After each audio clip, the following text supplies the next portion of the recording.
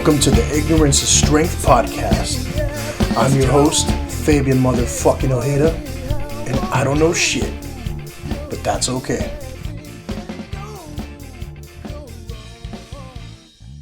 All right, let's get this shit started. Thank you everybody for listening to the Ignorance is Strength podcast. Hope you all enjoyed the previous episode with AX Foster, author of Gavel to Gavel. I'm curious to read that thing. I'm really interested to see how the rest of his series turns out. So if you love those murder mysteries, check that out. But I'm back today with a brand new guest. Want to welcome to the podcast for the very first time, Mr. Mike Cannici. How you doing, man? Good. How are you doing, my friend? Thank you for having me on. Yeah, absolutely. Doing all right. I always like to ask, where are you joining us from, Mike? I'm in Derby, Connecticut. All right. I don't think I've had anybody from Connecticut, so that's a first right there. Had a lot of East Coast people, but never Connecticut. So you have a podcast, right? It's called what? In the Spotlight. In the Spotlight, yeah. And it's kind of similar concept, right? You interview people, you talk to interesting people. Yeah, it's from entertainment to music to sports, any type of thing. I also do a local show in my community called Hometown Heroes, but that's for local people. So kind of talk to them, people who've impacted their town. So I have like two shows. In the Spotlight's weekly, Hometown Heroes is monthly. I like that. Yeah. So Hometown Heroes is also a podcast? Yes. Yep. All right. And so, I've had a lot of podcasters on and everything, right? And it's really cool because we can, see, some parallels and things like that. What made you want to start a podcast? I mean, everybody nowadays has, a podcast and yeah. Well, I was doing the Hometown Heroes since 2015, but I used to always go to the Comcast studios. They have a studio, so I'd have my guests and they would come there. Then the pandemic hit and I went a year without doing any shows because I wasn't really familiar with Zoom and StreamYard and all that stuff. But then one day, it was like the spring of 21, the woman by the name of Melissa Leonard, who works at Comcast, she told me about StreamYard, how you could do your interviews virtually, stuff like that. So I went and got Hometown Heroes running again. But then I said to myself, I like to do a weekly show. And the biggest reason I do monthly show back at the time with Hometown Heroes is because it's just hard to get somebody to record for you in the studio, have the guests show up. So if I could do them virtually, I'm like, I should do one once a week. So that's really how I started getting it going in the Spotlight. Mm-hmm. Yeah, I mean, I didn't start, until right after the pandemic started. So I've only done, really virtual interviews. I mean, I've had a couple in person, but I really kind of prefer this method because you get a wider range. You don't have to wait around for someone to be on time, right? They don't have to rush out or anything like that. You don't have to get the area prepped. I mean, you can just literally, flip open the laptop and go, So I really prefer that method myself. And then, it's just, again, you get that wider net of people. And, I've been able to talk to people from all over the world, from, not just all over the US, but I'm talking about, Europe and Asia and, Africa even. So, I mean, if you kind of experienced that as well, you get to, kind of venture out of your, your little safety net there.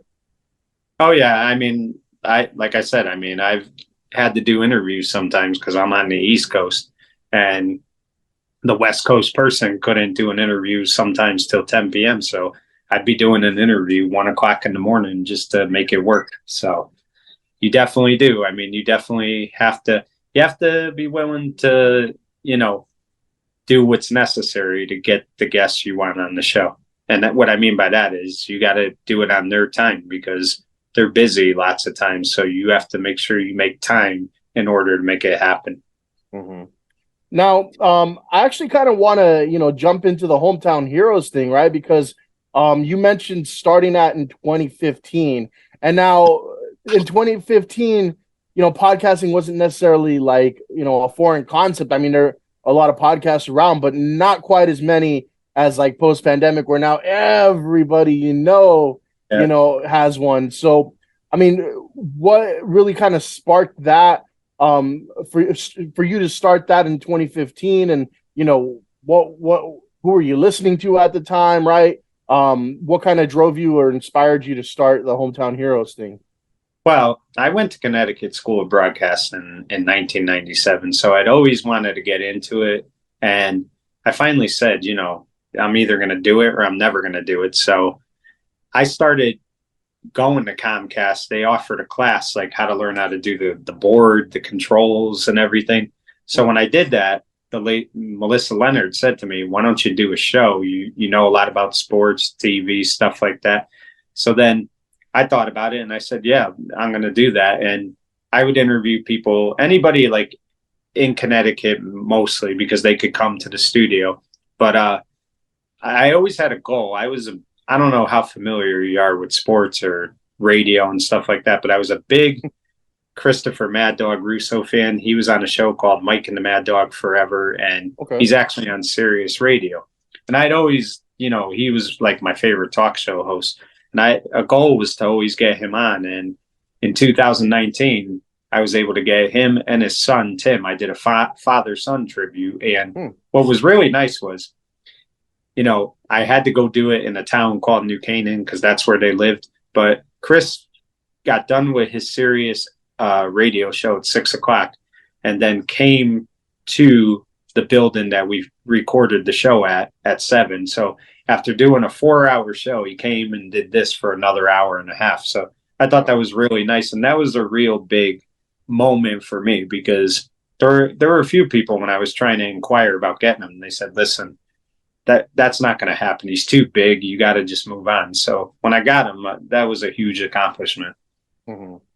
Yeah, so I like the idea of starting local, right? You mentioned a big name, but I mean, you probably just interviewed a bunch of like local Joes too, right? Oh yeah, in Connecticut, there's a place called the Valley, and it's got 4 towns in it: Derby, Shelton, Seymour, and Ansonia. And Derby and Ansonia are right next to each other. They, basically rivals in football forever. So I would interview former athletes that played football for them or played basketball, for all 4 towns. And then I would, interview some people like, I interviewed a couple people from Newtown who played sports and, Fairfield stuff. That's all the towns in Connecticut. So, it was really cool because it was a lot of people that when I was a kid, I saw them play or I saw them coach. And now I was able to interview them and talk about the great careers they had at the high school and college level. Mm. Yeah, that's pretty cool. I mean, I think when people listen to local people talk, it just for some reason it just it's it's more important to them, right? They feel Yeah. more connected to it. I kind of started similarly. I grew up in a city in California called El Monte, and Mm. when I first started, I'm like, let me just interview local people, friends I went to high school with.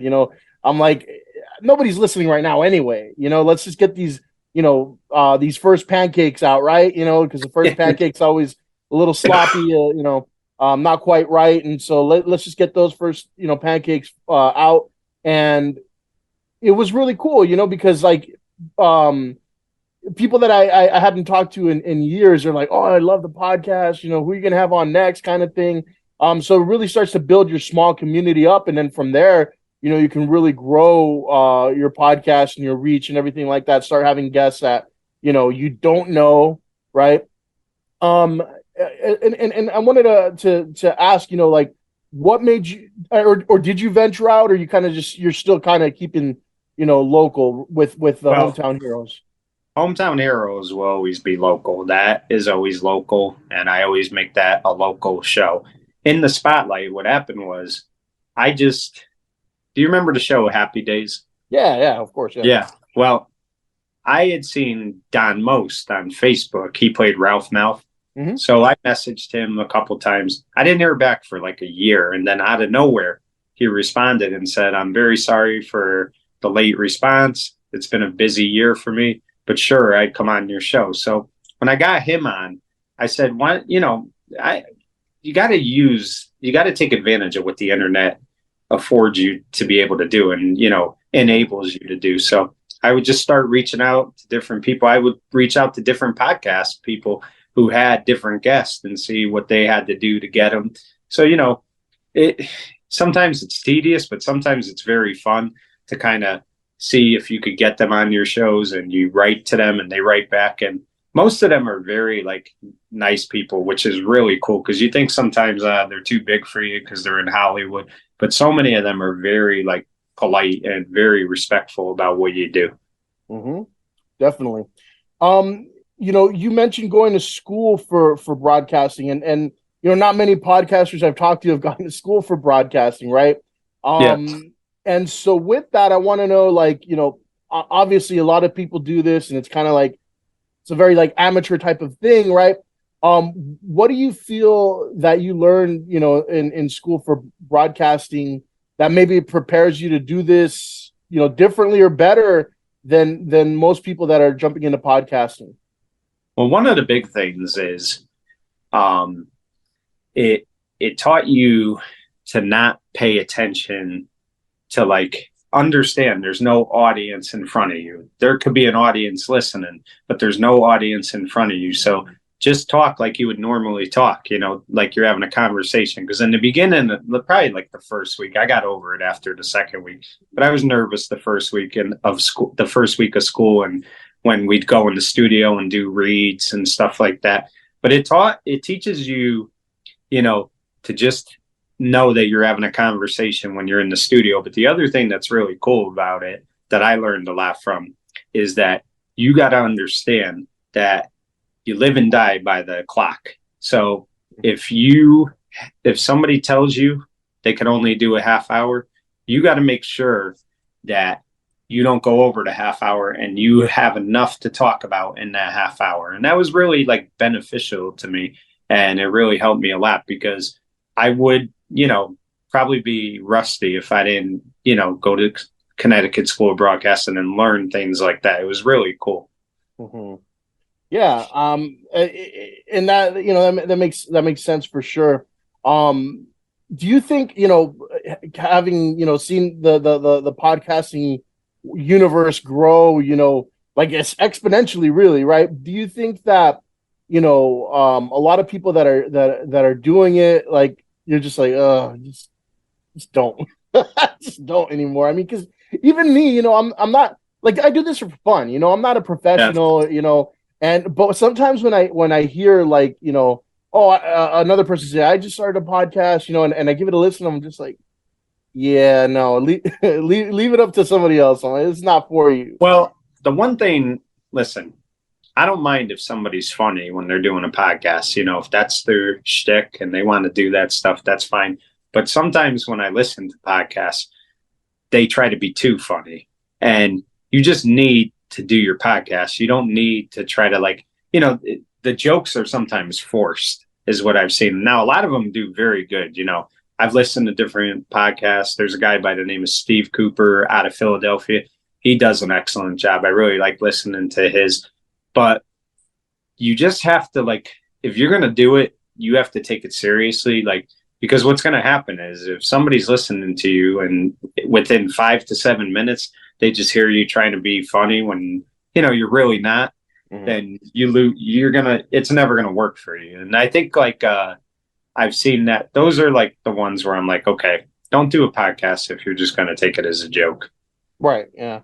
No, Yeah. I get you. Like me, for example, is that I don't care. I do this, like, for fun, but you're right. I don't just take it as like, I'm going to be, a joker the whole time. I really find people interesting. Everybody that I talk to, I can pull something interesting from you out, like, I think I've only had one interview where I'm like, all right, this is a complete dud.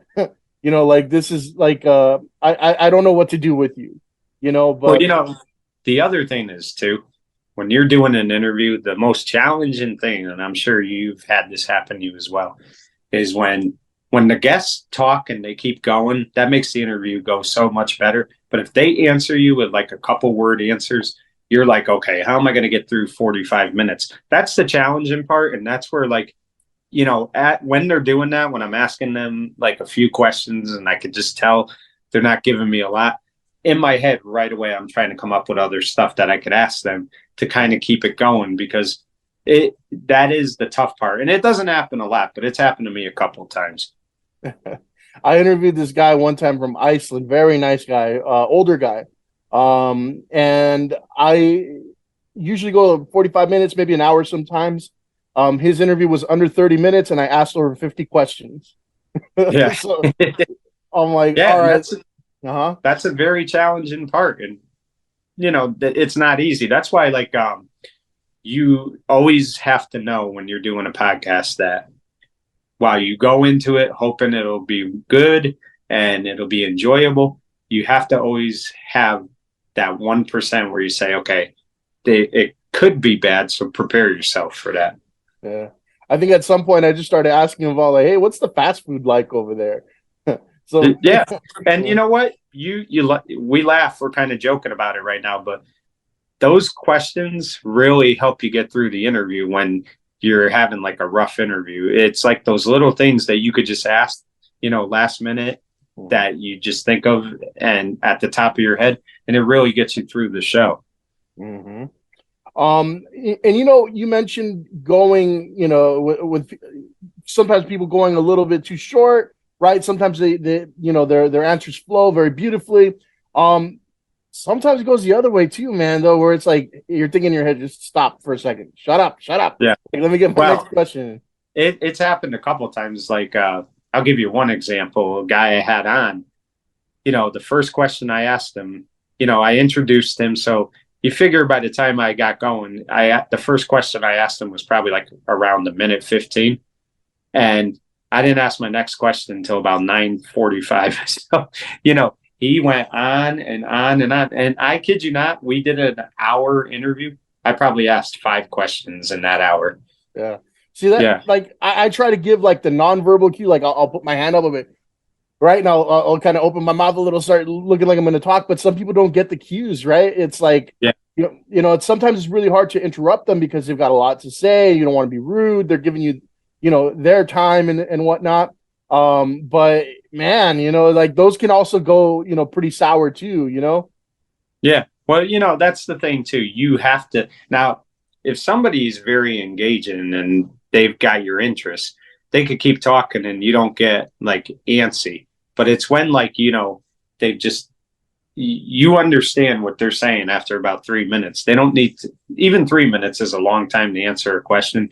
But when they go past 3 minutes, you're like, okay, you need to like we get the gist of it, Yeah. That happened with me. I was interviewing Tommy Chong, right? And I'm like, oh, cool, Tommy Chong, very interesting guy. The guy could talk. He was. I would ask him a question, he would go off on like a 10-minute tangent, right? And I'm like, to me, it was like just let him talk, just let him talk. It's all gold, It's like it's good stuff. He's got decades upon decades of experience in entertainment, and I'm just like, I wish I could have asked him more, but what he gave us was really good stuff too. But with somebody like that, sometimes it's just like, damn, you want to give him that respect and everything. You don't want to cut him off, but it is what it is. You have to work with what you've got. Yeah, absolutely. And I mean, don't get me wrong. Most of the guests I have are awesome. And even when they do talk a little too long, I don't get too annoyed because I know at least like they're giving you their very best when they're there. And they're not just like, oh, I got to do this interview. I don't really want to. So, that part of it is really rewarding. Mm-hmm.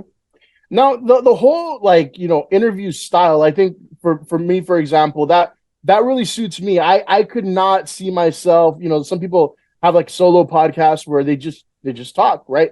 I cannot see myself ever sitting in front of a screen or in front of a microphone for an entire hour talking to nobody. You kind of mentioned putting on the whole funny guy act, right? I can't even get my energy level up that high to make it sound like I'm having a conversation with people when I'm not having a conversation with people.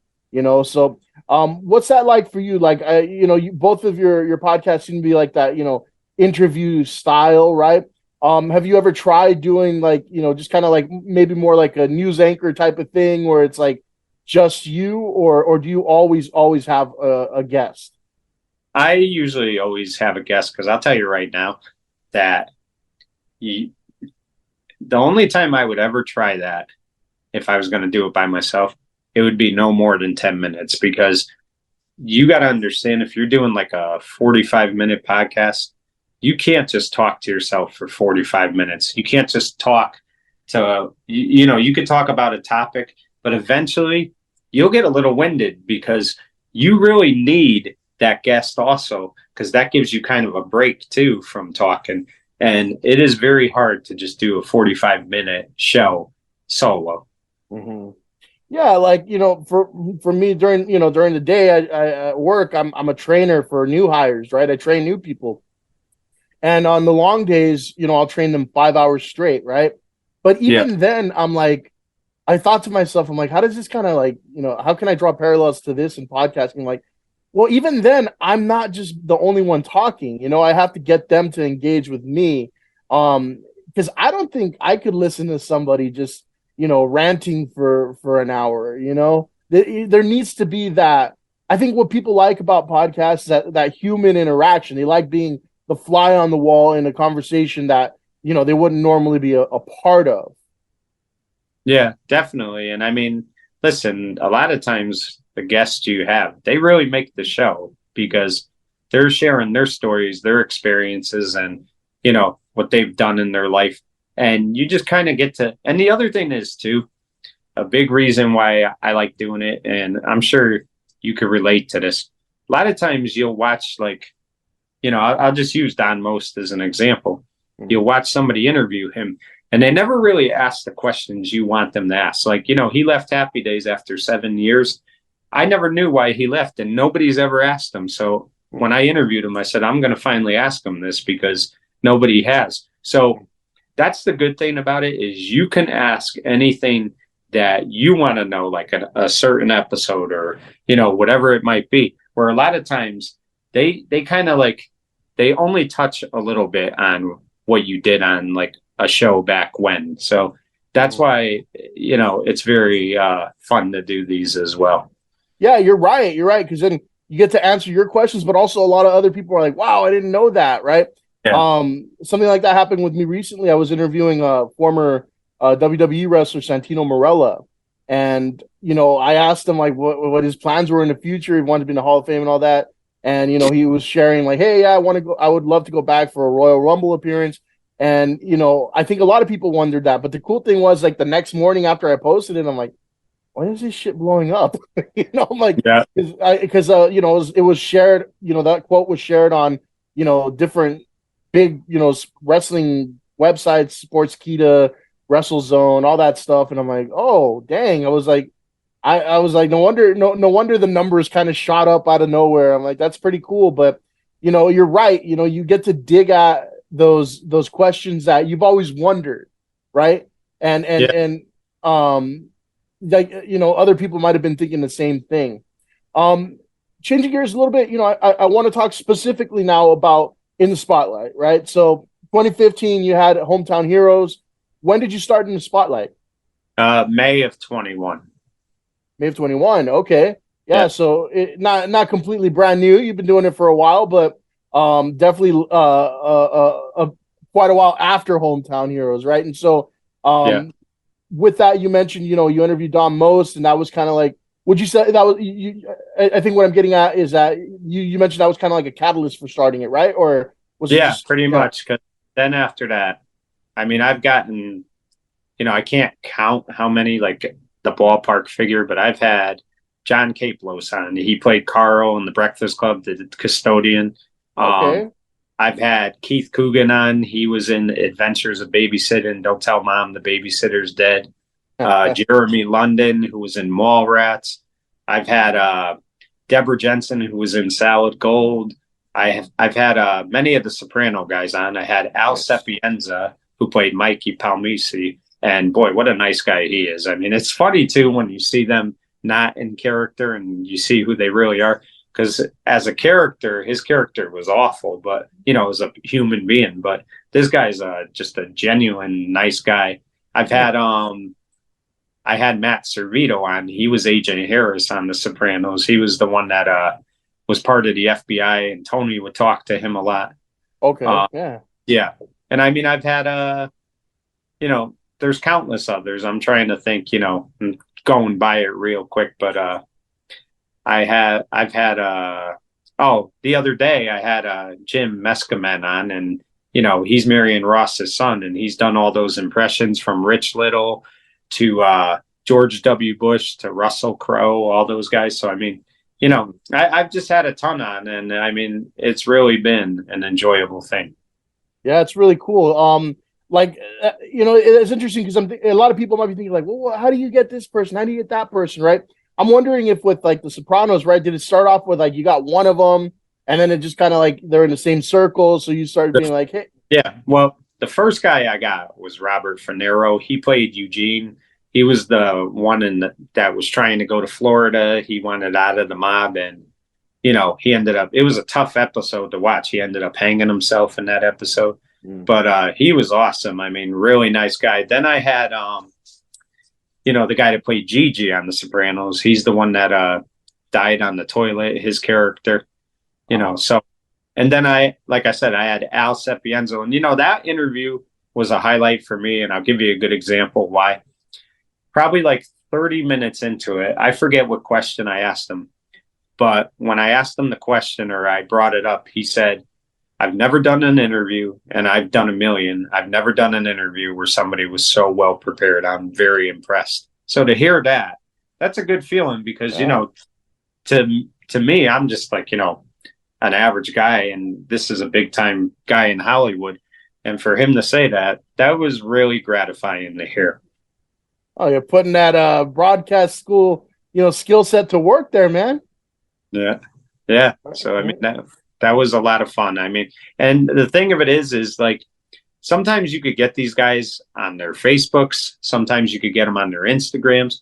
Other times you got to keep searching. I mean, you got to keep trying and trying. You try to talk to a person who might represent them, which I'm not crazy about, because when you go through their public relations guys, it's hard because they ask you a million questions. You would think an interview would be easy, but they want to know, what's your reach? How many people, so that part of it's tough. But when you could just talk to them directly and they agree to go on your show, it's an awesome thing. And I'll be honest with you, a couple times people have had to postpone, but they always get back to me and they go on the show. So it's great that they're true to their word. Mm-hmm.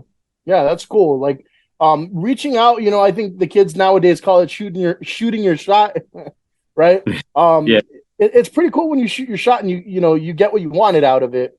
I've kind of done the same too. Like I think Instagram is kind of more. I think I'd be more successful on there than I've been more successful on there than on like Facebook. I don't know how the hell to use Twitter or X, whatever the hell they're calling it now, right? The thing with Twitter is if they don't have like sometimes on Twitter they'll have the mail option where you could email them, but a lot of them don't. So you almost have to ask them, like you're writing a message to them, like that goes on their Twitter wall, and a lot of times they don't respond to that. So the thing about Instagram, which I'm sure you realize this too, whenever I see the verified check, that's a tough way to get them, because when they have that on there, a lot of times it's somebody else monitoring it. But when they don't have that verified thing on there, those are the type of guests you could really get because they kind of look at their own stuff. Yeah. But even then, the ones that are check marked, right? I just kind of, when I follow them and I'm a fan of theirs, I see like, okay, how much do they interact with people? Do they write back? Do they post live videos, right? And sometimes you're really surprised they write back to you, Yeah, I've gotten a couple that have wrote back, but a lot of times I still have a lot that are just they've never been read. So, that part is a little tough, but you just, you have to be willing to fail in order to succeed with it. Yeah. So you have to know that, and you can't get discouraged. You just move on to the next one. Mm-hmm. Yeah. Like I'm hoping I can still get it done, but I had him on the hook. I was trying to get Carlos Mencia. I was like, Yeah, dang, how cool would that be to talk to Carlos Mencia? And he had a lot of controversy around him, with the whole Joe Rogan thing and whatnot. But it would have yeah, been cool. So I'm hoping I can still get that. But that's one of the guys. Like, oh, cool, he actually replied. yeah. Um, The one that I grew up in the '90s, so I would love to get Jenny Garth. She played Kelly Taylor on Beverly Hills 90210. yeah. So that's one I would like to get. I had the mother on, the one who played Cindy Walsh, Carol Potter, but I'd like to get some of the 90210 stars on, and her and like Ian Zirin. It'd be cool to have them on. Oh, Mike, you just mentioned growing up in the '90s. I'm gonna throw a name out there, see if you remember this guy. All right, this is Yeah, somebody I talked to who was really interesting. And I didn't expect, I expected him to be a little more goofy, but he was a little more serious on a lot of things. But Donkey Lips, do you remember a guy by the name of by a character named Donkey Lips? yeah. He was on God, what was it? It was like a Saturday morning show, wasn't it? Salute your shorts. Yeah, Yeah, salute your shorts. Yep. Yeah, I yeah. do. Wow. He was a clown all the time. So, see, when you interview somebody like that and they're so serious, you just realize that they're not what their character is. They're getting paid to play a character, but Mhm. they're just normal human beings like you and me in real life. Yeah, yeah, he's him. I talk to him pretty regularly now on online, and he's a really cool guy. He's not the person I thought he was. Right? I was like, expected like like you said, big old goofball and everything like that. That's always his character, right? But Yeah. he's very much into a lot of the social political stuff out there, and he that's a big part of his personality these days. So that's what I'm talking about, where you kind of just dig into people and you're like, wow, Yeah. I didn't expect that at And then all. some of them could be real funny that you'd watch them on TV and they play a more serious role. And then some of them are real funny when you talk to them. Hmm. Yeah, Yeah. that's you. Um, with in the spotlight, who are some people that maybe you mentioned a lot, but do you have any like goals? Like, hey, I want to talk to this person, right? Or they're coming up, like upcoming guests or anything like that. Yeah. I'm supposed to have Federico Castelluccio. He played Furio on The Sopranos. Nice, So yeah. we were supposed to do it yesterday, and he got busy, so he's supposed to get back to me. Again, I told you Jenny Garth I would like to get from Beverly Hills 90210. I'd also really like to get um the daughter from The Sopranos, the one who played Meadow, Oh, because I that she has multiple sclerosis, and my mother has suffered from that. So I'd like to have her on just to talk about dealing with that a lot, because that's a tough thing. So she's another one I'd really like to get on as well. And I mean, listen, there's a ton of them that I'd love to get Michael J. Fox, but I know his health isn't great, but he'd be somebody I'd really love to interview. I didn't know she had MS. That's interesting. Yeah, yeah. She, because in the '90s she was huge, right? Like, Oh yeah. Well, she was the daughter on The Sopranos, so she was, you know, she pretty much like I played a was like, big part in that show. Both those kids on that show played a big part. I was just looking. I forgot her name. I was looking it up. Jamie Lynn Sigler.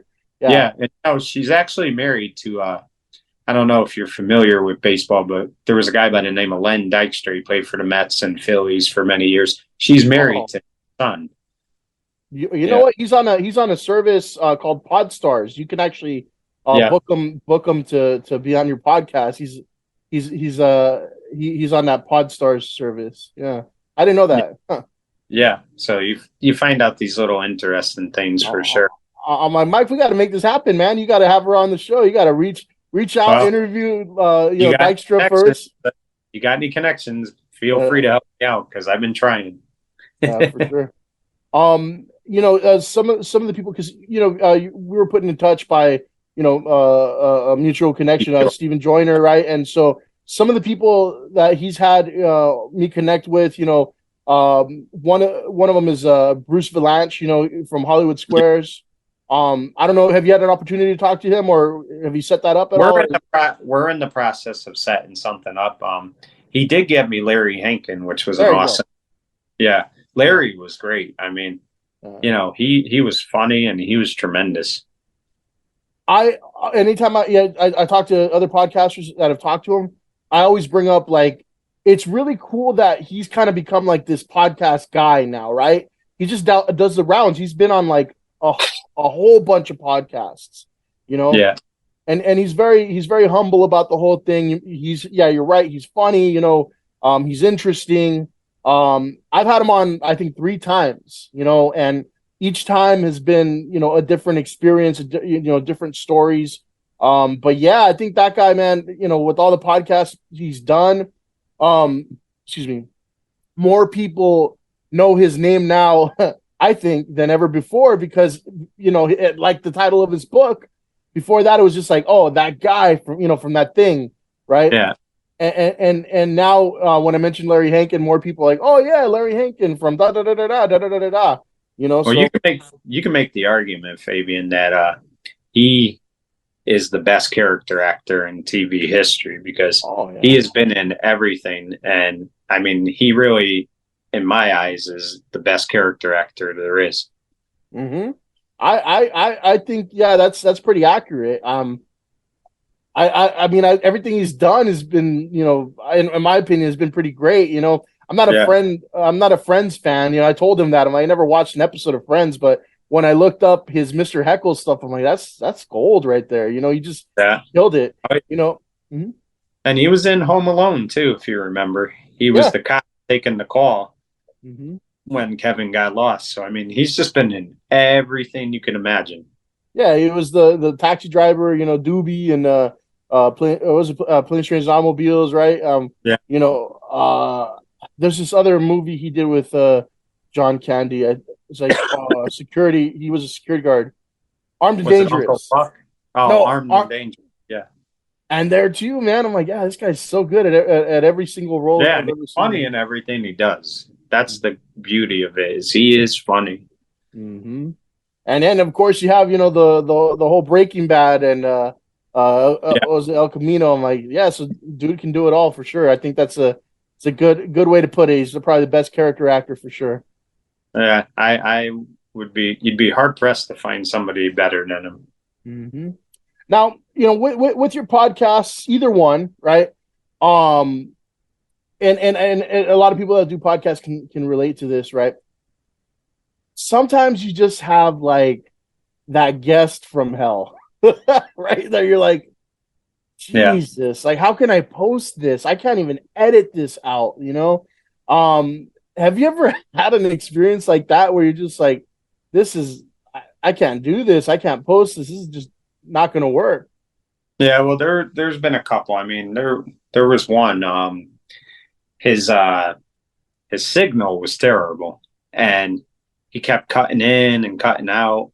And then, the other thing too that I'm sure you run into, Fabian, and it's annoying because then you have to figure out a way to edit it or decide if you want to air it. But sometimes, the language that guests use sometimes, and then they don't think they're being bad, but then they start using like, racial words, which I don't like, like getting into a whole thing, like one guest like made a comment about Jewish people, and I couldn't hear it. I was like, what is wrong with this guy? You can't be doing stuff like that. Mm. And I wanted to get him right off right then and there when I heard that. you Yeah, know I haven't experienced too much of that, but yeah, you're right. If somebody was, throwing around racial slurs and things like that, I'd be like, yeah, no, we can't do yeah. this. Yeah, so I looked forward to having him on, but once he did that, I deleted that episode as soon as we got off. That's the thing too, like you can't always predict what the guests are going to say, and then you got to really like understand that like there's things that people say that are very offensive, and you don't want to be you don't want to be promoting somebody who's doing something that they shouldn't be doing or saying something that's totally insensitive. Yeah, because then it's tied back to you, right? Like so, Yeah, yeah, somebody looks you up and it's like, oh, all these racist, comments, and then they just tie it to you because it's like, oh, well, you allowed that. You had a choice. You yeah, could have posted it or not. You know? yeah. So you do run into that sometimes, and then there was one guest that like I'm telling you, he looked like he was half asleep.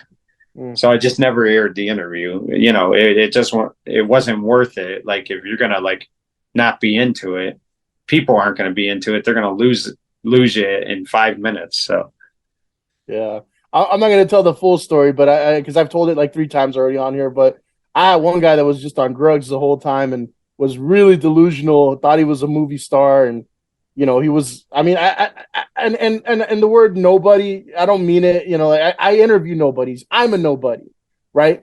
But this guy was a nobody thinking it was a movie star. And he was drugged out the whole time. And like I said, I usually go 45 minutes, an hour. This is another under 30-minute episode. I'm just like, yeah, this sucks. well, yeah. I mean, you reach your point of frustration where you're just like, and then you're trying to get through it, and it's like, and that's the thing that's, a little disappointing is when you really look forward to having somebody and then they're just really not what you were hoping they'd be.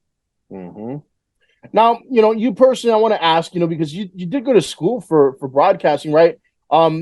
Is this podcasting or any sort of like broadcast type of thing? Is this what you would like to do like as a career? Is this a hobby for you? What does Well, this mean to you? in a perfect world, who wouldn't love to do this for a career? Because then it's not really work. Because to me, this isn't work. To me, this is fun. Mm-hmm. But I if it ever came to the point where like you can make it a career, sure, I'd do it. But right now, it's just a labor of love for me. Yeah. See, that's a practical response. I'm glad you mentioned that because like I've talked to other people before and they're like, oh yeah, no, this is like 100%. It's a career for me. And I'm like, dude, you have like 5 followers. Like, Yeah, you know, you know, you have a I think if Patreon. I think the mistake you make is if you do a podcast and you want it to be a career because that could take you years and there's no guarantee. Yeah. The ones who make the big money in podcasts are the ones who have done radio before, like they had a career in radio or they Mhm. had a career in TV. So they're going to get the followers and the listeners because they've established themselves. But the people that just like start doing this, you got to realize that if you really want it to be a career, it's going to take years to do. That's just my opinion. Yeah.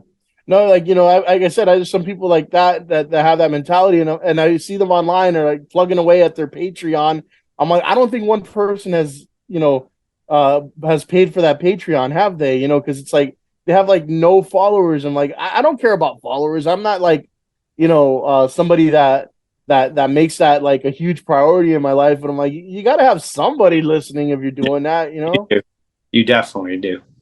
Um, and you're right. The biggest names in podcasting are the ones that are famous for something else, or they have some sort of career where they were in to use your title of your podcast in the spotlight. In some other way. I kind of relate that to like how, and it's interesting because I've interviewed a few people that have done like OnlyFans. I'm like that. We're kind of like the OnlyFans, right? We have our our little niche audience, right? and, and Yeah. and and people might be interested for a little while, but like they're really interested in the big names, right? Oh yeah. I'm like uh, I'm I like mean, that's mhm. and there's the thing, like you may get a good amount of listeners one show if you're interviewing somebody, but you have to understand, and I know you do, is that they're really coming to see the guest you have on. Mhm. That's what's really going to bring them there. And then maybe they see a guest that you have and they say, you know what? He gets good guests on. I'm going to see. And those couple people might keep checking out your page and seeing who you're having next. But that's really how it's going to work. Like, unfortunately, we're just not big enough stars right now for Mhm. people to really focus on us. Yeah. No, you're right. I Yeah. had this one stretch like where I had like I because I most of the time I just have other podcasters, up and coming actors, musicians, directors, right? People that you wouldn't really know, right? People you can't really Google. And then I had this one stretch in a month where I had a big guest after big guest after big guest, and that was cool because people were like, "Oh, who's next? Who's next? Who's next?" Right? But then, of course, after you have the biggest of names, right? And then you have a local, and then you have kind of like, again, another local. People, they just lose interest for a little bit and then they come back, It is Yeah. what it is, it's those ebb and flow kind of things. But, like you, it's fun for me. And when it stops being fun, then I won't do it. But right now I'm Yeah. still having fun doing it.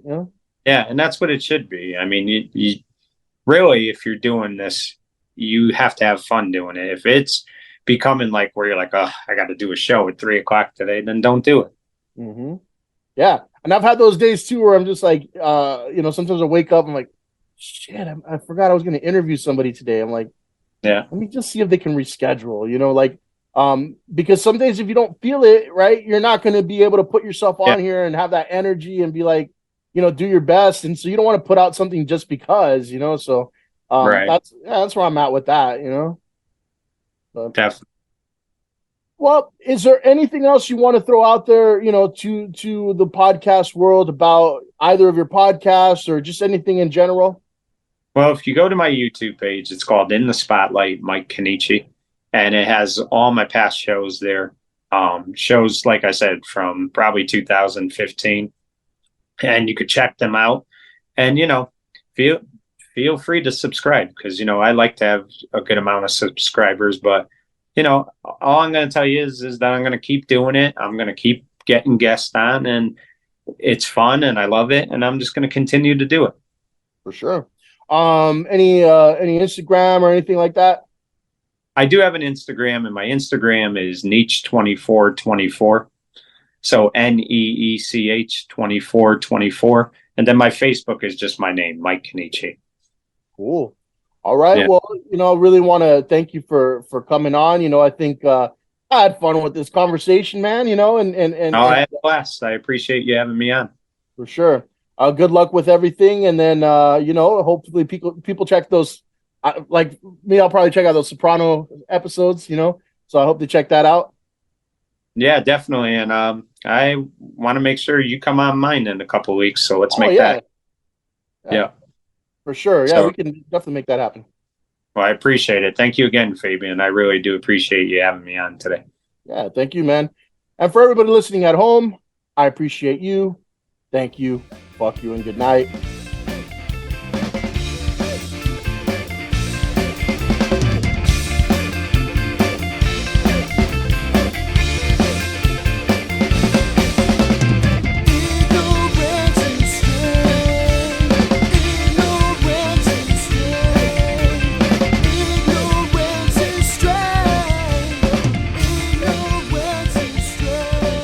Subscribe to the Ignorance is Strength podcast on Spotify, Apple Podcasts, and Google Podcasts. Like, follow, and share on Facebook and Instagram at Ignorance is Strength Podcast and on Twitter at The Ignorance Pod.